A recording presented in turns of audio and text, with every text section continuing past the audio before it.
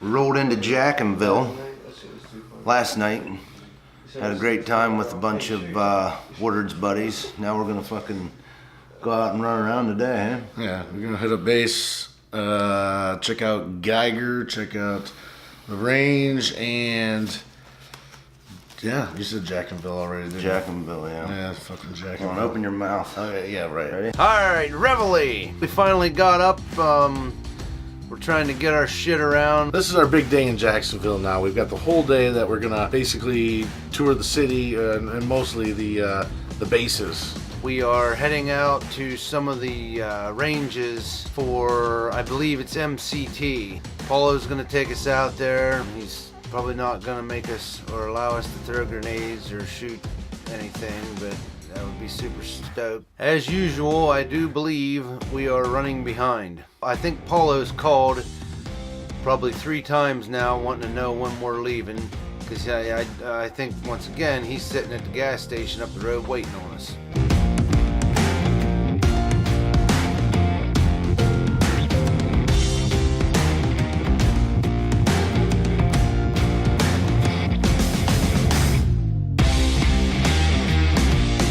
We get to the gas station.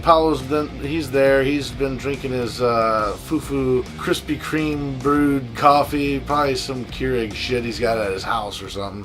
Alright, let's go grab something. Yeah, I'm gonna grab it. Yeah, go grab some. I already grabbed it, so I'm good. Yeah, I got my Krispy Kreme brewer fucking. I grabbed a breakfast sandwich that tasted like shit. Los ends up grabbing one of those sandwiches from inside. I think he fucking loved the shit out of that thing, because I just look over there, he's just stuffing his face with that thing. We end up deciding that we need to all get into one car, so we jumped into Pallo's truck. Making a quick switch here to Pallo's truck. Gunner Pallo and his ton truck.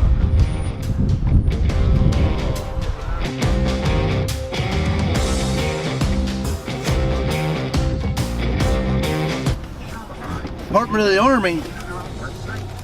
What's that? Holy fuck. Oh, yeah, that's all range stuff, dude.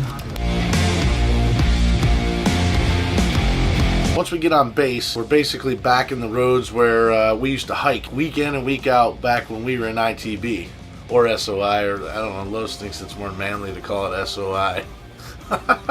And we'll come out this road right here, coming up here on the left, and then we would hike all the way out to the ranges. This is Met T Road. So we're heading out to the ranges, driving down the road, and it's starting to bring back some memories of the 20 years ago when we were down at Camp Hansen going through SOI. ITB. Hansen. Fuck. Camp Geiger. God damn it, you keep talking while I'm talking. It's pretty nuts being back here by all these ranges. So we're rolling up to the ranges. This is the part of our trip down here in Jacksonville where Pallo hooked it up for us to go out on a range, because he's he's a big battalion gunner, Gunner Pallo.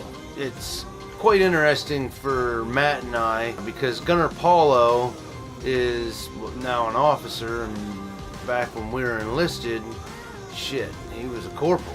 Now he's retired. Everybody still salutes him and calls him sir and all that shit. You just own it up. Usually what I hear is they're like, gun, and then you hear the staff song, let the battalion gunner in. It's like, just stop, just let him in. Yeah, because they don't know They don't know rank by looking at your fucking chevron, right? Unless they have like prior service people that understand it in their family. Because I had one kid, we were patrolling through the woods, and I was just walking through, talking to them, seeing if they knew what the hell they were doing. And he's like, are you a chief officer? I was like, yeah, I'm a battalion gunner. He goes, are you like one of those unicorns? I was like, Absolutely. I was like, well, we call the 5s unicorns because there's only fucking 8 of them in the Marine Corps, but there's a lot more of us, but I go, yeah, that's kind of where I'm at. When we were growing up, I don't remember battalion gunner.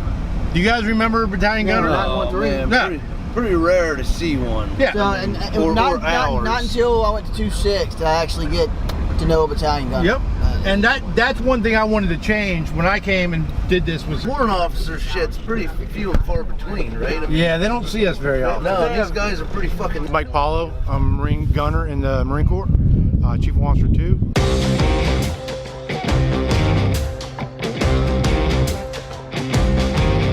Basically, my job deals with this, ranges. You know, ranges, ammo, weapons, procurement, and stuff like that. So that's kind of what we do.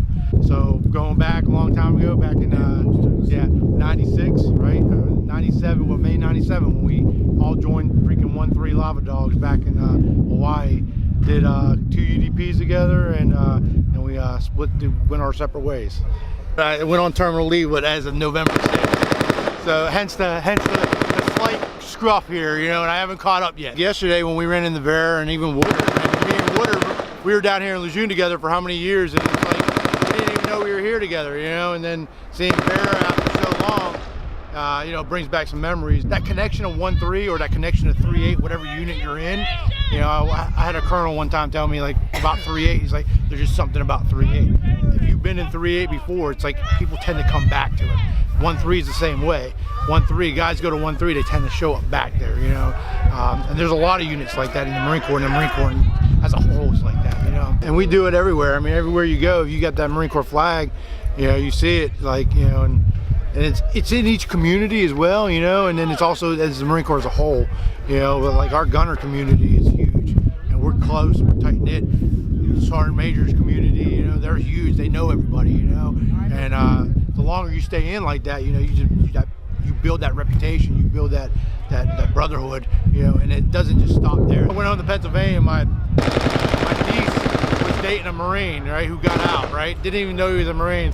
We were talking about VA stuff, and I started giving him points that he didn't even know about, you know, and we kind of ignored everybody else at the table at that point in time, you know. From watching you guys from day one, and you know, of course, been deployed, so I wasn't in touch with you guys as much. Seeing you guys be able to go cross country and bring everybody together, and seeing all these old-time Marines that we served with before reconnect in different locations, like Strom when you picked them up, watching that video, you know, seeing Keller when you guys stopped at his house and saw him. You know, I ain't seen those guys in years. I haven't even talked to them, but to be able to see those guys and know that they're still doing well, that's great, you know. And then it also gives us an idea of if somebody needs help, guys that have done successful in life can step out and actually help them if they need it. That's what we're here for, you know. I know we talked about that story earlier.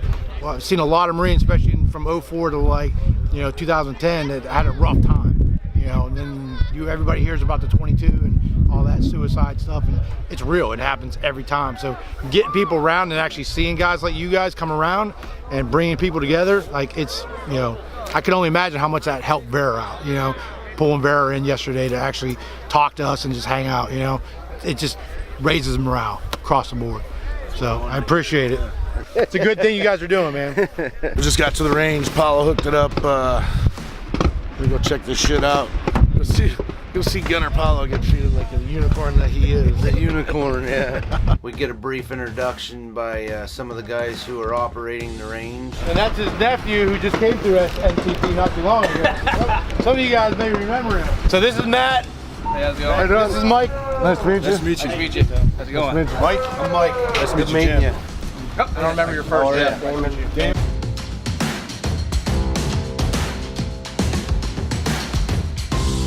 And I told him that we start early, so We've been watching that weather too, because I started on 132. Yeah, This is nice. my first. I did 5 there. I extended for a 3rd deployment. I know a lot He's of from North instructors. Carolina. Okay. Yeah, a lot of instructors this past year, a lot of 69s, they all went to 1-3. Like, they were just hurting.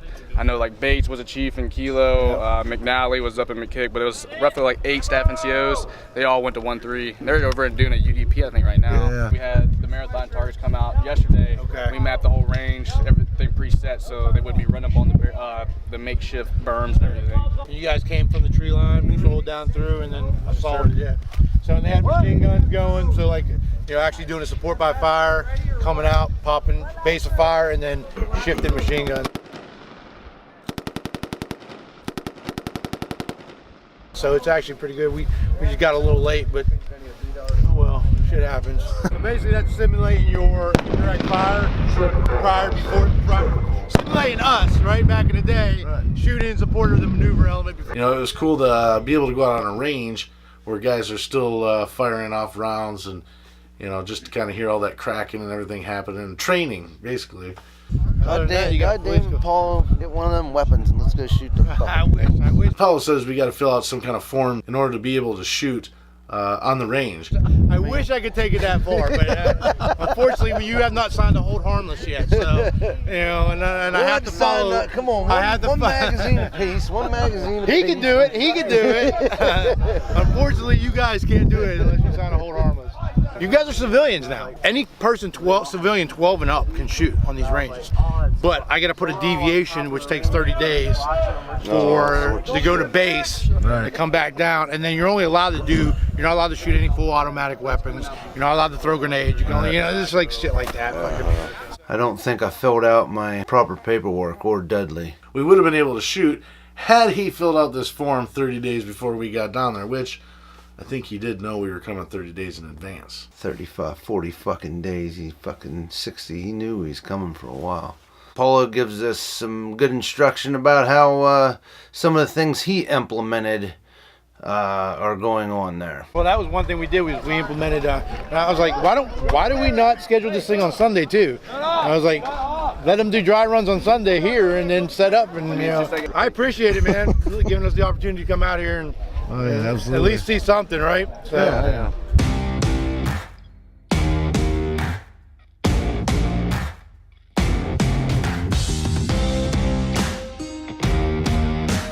One of the funniest things I heard while we were out on the range was how nasty these MCT kids were, because they were hurricane kids. They sat in squad base, just discipline levels. Well, we were gonna get up on the berm. Apparently that meant that during the hurricane they were stuck in squad bays and just sitting around getting all nasty.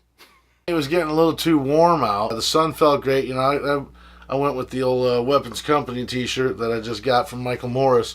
But I guess Los thought he was going to still rep the Penn State hoodie up until he got too hot. Off, dude. Yeah, get that tow truck out.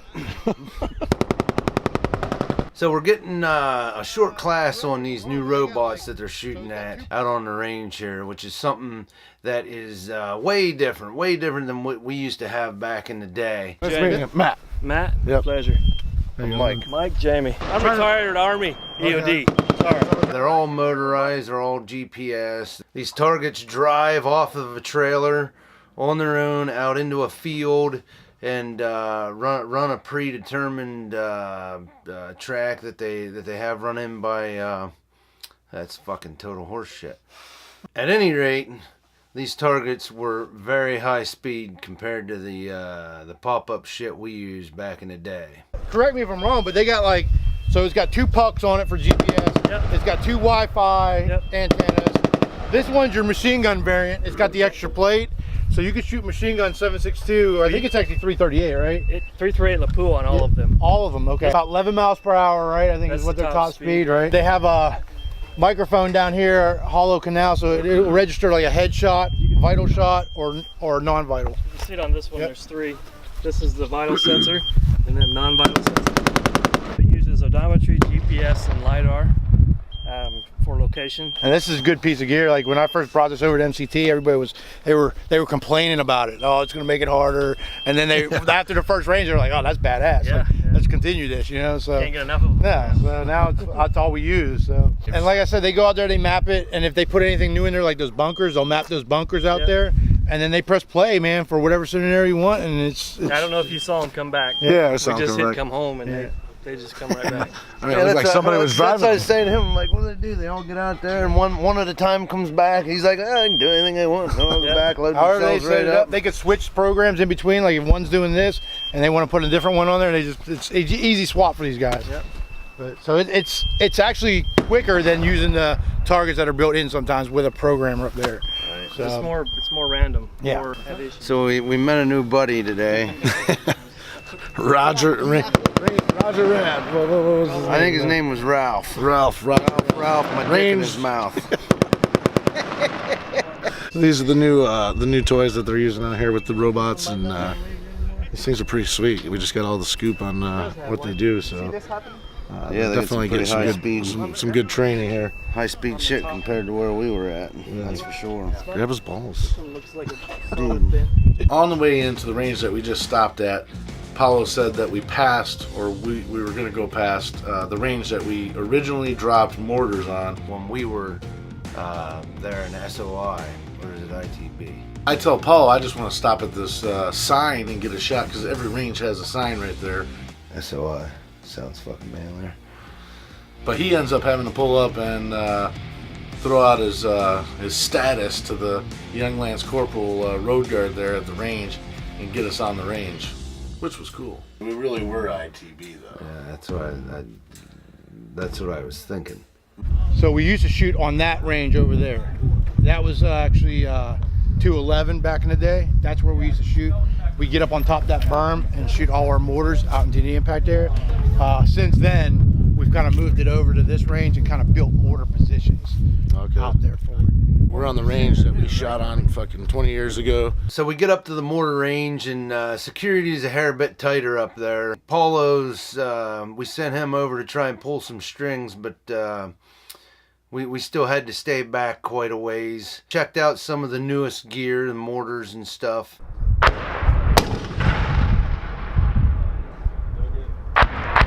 Being on this range for me was probably one of my bigger moments of the trip. The three of us, we all went to SOI together, and just thinking about the fact that this was like the first time that all 6 of our feet were in the same spot, a little sense of nostalgia there. It was just pretty cool being on that range.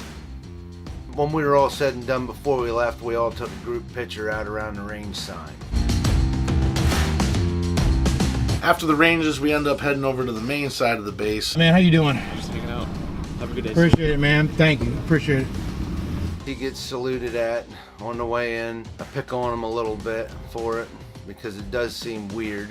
It's been quite a while since we've been back to Jacksonville, North Carolina, and especially to Camp Geiger. So a lot of things have certainly changed, and it's very interesting going on the base, checking things out. And he drives us around and gives us the nickel dime tour. Basically just driving around and looking at all the different barracks, the forming barracks, and that's the kind of stuff that I remembered a little bit more, and it was pretty cool driving around and seeing all that stuff. I definitely remembered being out at that chow hall. This barracks is the one we were in. Right. Right here.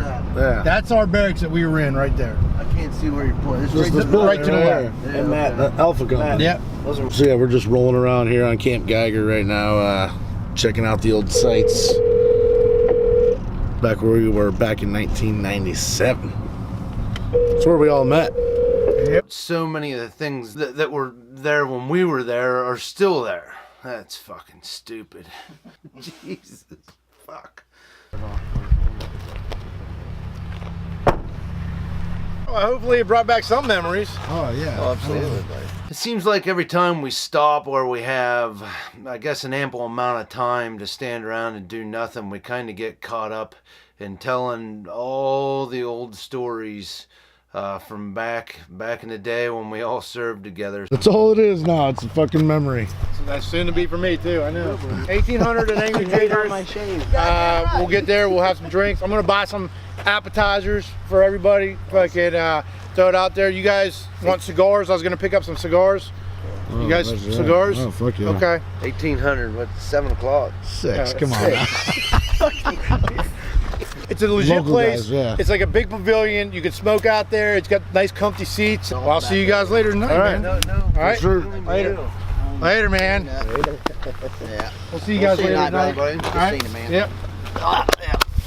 Old Curt. At times, a 5-minute stop can turn into a half hour or 45 minutes of bullshitting. What are we doing here? We ran into each other in Quantico. Oh, did you? Yeah. Oh, so that was apparently years ago. Went out and got fucked up one night. I slept on his couch. The last time I seen him, motherfucker. I was a sergeant, I think, at the time. Both Yeah. were, yeah. Yeah. Yeah. And then And you guys have both been here in Jacksonville for how many years? I've been sitting here since 15. So. Yeah. so So for 3 years. He says I've been sitting here since 15. But I've also haven't been in division either. Yeah. So I probably would have ran into him if I'd been. because I got back here in division, 16, and so the end of 15, I got back here, and like I said, as soon as I got back, 3 months later, I was in Okinawa. Came back after 7 months, 3 weeks later, I was gone for 90 days, fucking cold weather training. Then I was gone for 2 weeks out in Norway. You don't spend much time here. Yeah. All right, Pallo. All right, man. Thanks for giving us the tour around the base. Absolutely. We'll see you a little bit later. We'll see you at 1800, man. Oh yeah, we just stomped the ground in Camp Geiger with the newly retired terminal gunner. Terminal lead.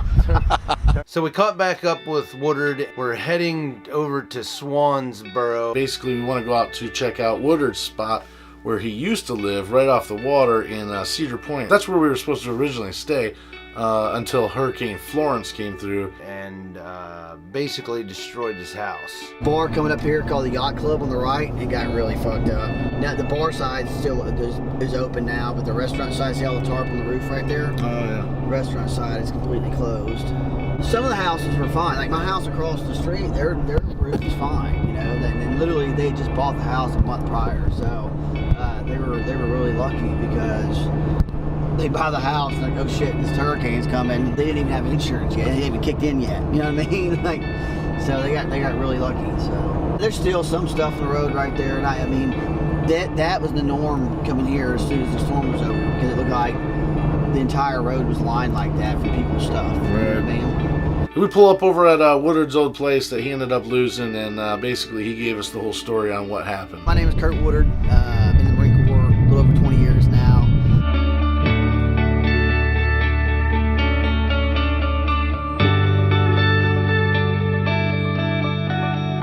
Great opportunity to serve with Mike and Matt in my first couple years in the Marine Corps. Just recently got selected for Sergeant Major. I'm going to do about 3 more years or so, then time to hang the boots up, head back home. So yeah, this is the house I was renting here in Cedar Point, North Carolina, that hit by the hurricane. Structurally, I think it's pretty fine. You know, the roof damage caused the roof to leak, and ceilings filled up with water and pretty much collapsed and ruined all my possessions. So came back to a bomb going off inside, pretty much. Moved all my stuff out, put it all over there in the trash pile, and loaded up and found a new place to live. What you guys do as far as reconnecting a brotherhood that I feel like a lot of times when you get out of the Marine Corps, and not even in the Marine Corps, even being active, like you go from duty station to duty station, you make great friends at duty station, right? In fact, one of my best friends is out in 29 Palms right now, and I talk to him very rarely. You know, so you make a tight-knit group at every duty station you go to, and all of a sudden you leave, it's like, see ya, and it's like never really keep in contact with them anymore. So one, what you guys are doing brought back so many memories. Last night, getting together, you know, and having a beer, breaking bread together. That's what being a Marine is all about. Like being there for one another, reliving the stories. Because honestly, that's how our traditions and customs and courtesies live on. That's how our legacy lives on, is by continuing to tell the stories. You know, there were stories that happened my first 4 years that happened with you guys and stuff like that I'll tell my grandkids about. You know, and I tell my young Marines those stories, and they tell people those stories, because that's how our legacy lives on. It's through the stories that we share. I think by you guys reconnecting that and sparking that again, you know, it's awesome. It shows what, you know, the camaraderie and esprit de corps is all about. You know, and they always talk about, you know, once a Marine, always a Marine. You always talk about, you know, never leave a Marine behind. But a lot of Marines get left behind. Life happens, you know, and people lose contact, people lose touch, and shit happens to people that sometimes you need somebody. You know what I'm saying? So sometimes people come into your lives right at the right moment, and what you guys are doing are bringing that back, you know, and it means a lot to me, I know that. So everyone's got a story, right? So it doesn't matter if you serve 20 years or 4 years, how many 8 combat deployments, 0 combat. Yeah, that doesn't matter. The point is you served your country and you went through some shit to do it. You know what I'm saying? Everyone went through boot camp. Everyone earned the title Marine. Like, and that's something to be proud of. I don't care, you know, how long you served. That's something to look back on that I will forever cherish. And I know that every Marine feels the same way, because you never know what someone's going through. And I do this all the time. I'll go up and just tell Marines, hey Marine, how you doing every day? You know, like and they're like, oh, here comes First Marine, because that's just how we're doing. But you know what? Just like what you guys are doing, what if you just ask the right person that one day? You know, someone you served with, they could be having the worst day of their freaking life, first year of their life, freaking everything could be going wrong in their life. And just by you asking them and showing them that you give a shit, like, it could save their life. bringing that bond back together though, and just saying, hey, you know, I give a shit, man. Like, man, come sit and have a drink with us. You know, let's talk about your past. You know, let's talk about your future. You know, you got kids. Oh, great. You know, like, people care. You know, people care that people care about them. You know, and so by you guys showing that, like, you have no idea that the people you've probably touched. You know what I'm saying? Like, I don't think you guys realize that. It's just like last night's with Anthony, right? He didn't have to tell a story. You know what I'm saying? He didn't have to share that with you guys. But what if he needed to? You know what I'm saying? Like, what if he needed to get some shit off his chest? Or what if he needed to be able to come over to my house and relive some old times? Because when he was with us, he had legs. You know what I'm saying? And he ran around and with the best of us and shit. So what if he needed that memory, you know what I'm saying, to keep pushing him forward? You know, so I think that's the impact that you guys have on people by doing this is being able to be out there and face to face. You know, you never know someone's demons they have. And well, let's face it too, sometimes we get our blinders on too. You know, like I know me, you know, I get so caught up in work and stuff like that, I put my blinders on too sometimes. So by you doing this, it's a reminder to me, even though I'm still active over 20 years now, everyone needs a reminder every now and then.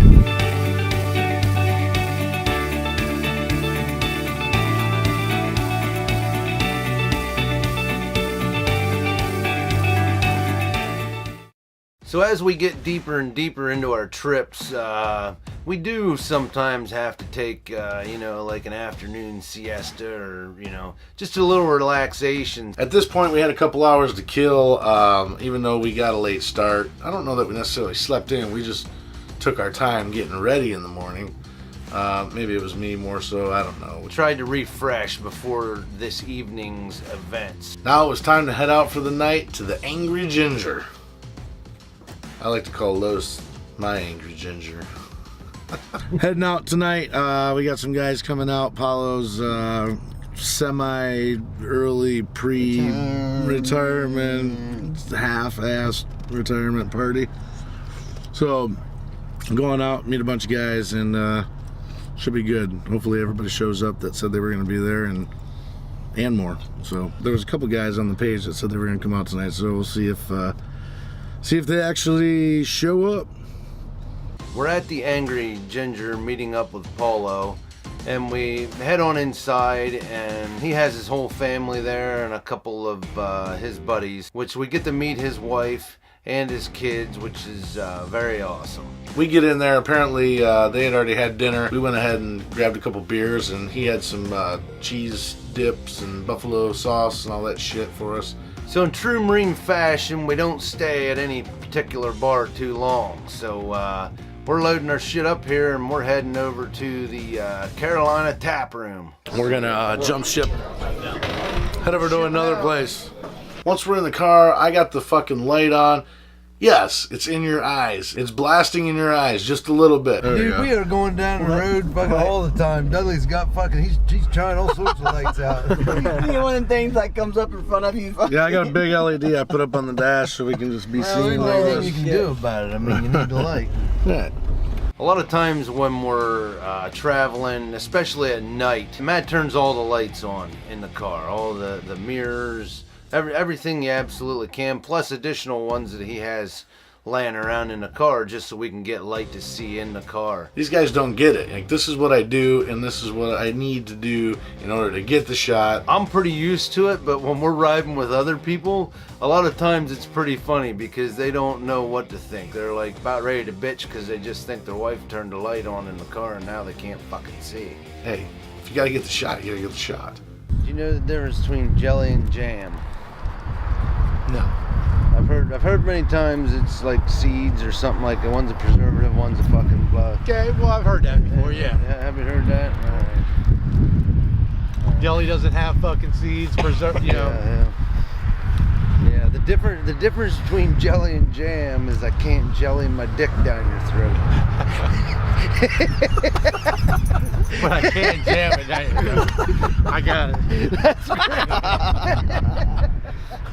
I told you that joke's a classic now. It's just...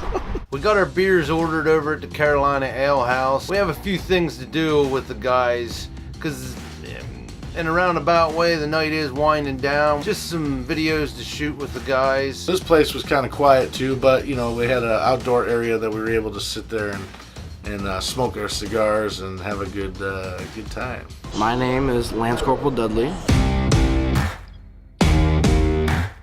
I'm an ammo tech. I'm stationed here at Camp Lejeune. Been in for about 2 years now. I know Dudley because he's my uncle. I know Los because he's friends with Dudley.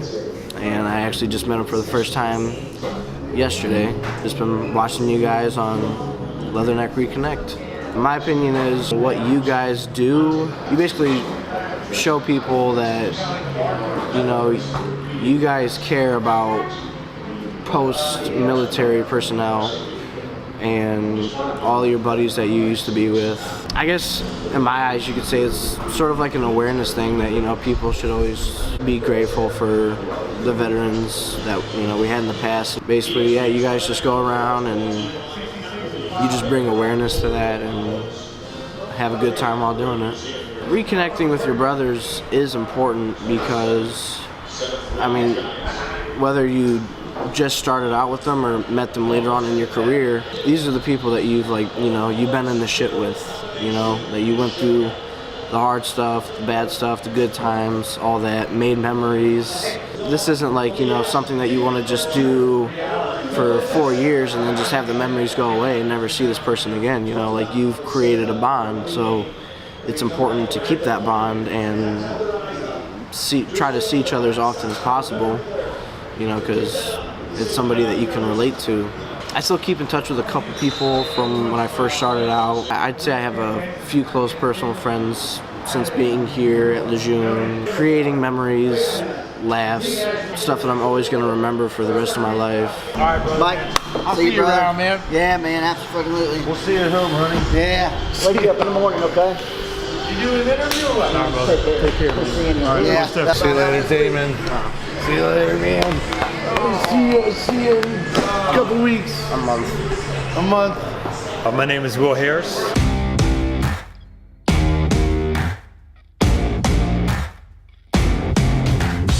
Originally from Norwalk, Connecticut. Joined the service April 24th, 1989. Been some places, done some things, and retire 30 years of service April 24th of 2019.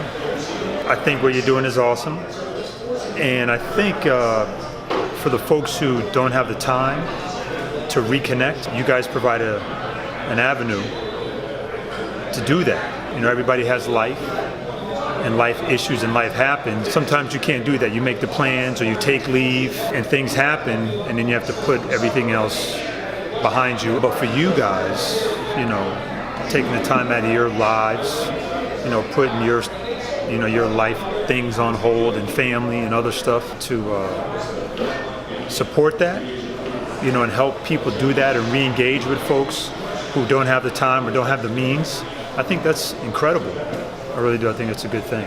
And for the folks that you've served with and have a little bit of history with, I think that's even better. You forget where people are in the world, and then all of a sudden, you know, hey, I'm gonna be in the area. I'm gonna be in the AO. Let's hang out. Let's have a beer. Let's talk.